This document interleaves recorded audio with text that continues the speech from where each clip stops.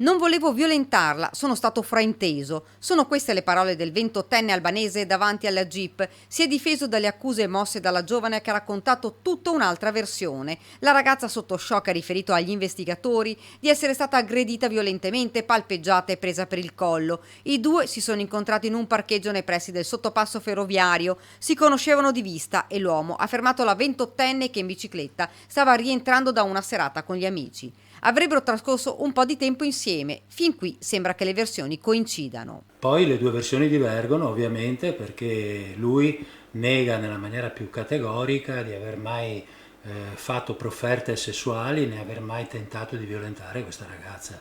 Dice che tutto si è trattato di un equivoco. L'avvocato Giorgio Pietramala di Venezia parla anche di quelle mani sul collo viste dai vigili del fuoco che hanno salvato la giovane. Ecco, questo gli è stato contestato dal giudice e lui ha risposto dicendo che si è trattato di un equivoco. Il gesto, lui ha fatto un gesto che è stato mal interpretato dai pompieri che sono passati lì per caso quella notte. E cioè cosa voleva fare? Ma lui ha detto che voleva sostanzialmente evitare che questa ragazza potesse avere problemi con le macchine che stavano passando, visto che lei camminava in mezzo alla strada. Il fermo del 28enne è stato convalidato e nonostante il legale avesse chiesto la misura degli arresti domiciliari, il giudice ha deciso per la custodia cautelare in carcere. Ora faremo il ricorso al Tribunale dell'esame per poter cercare di dimostrare l'insufficienza di gravi indizi.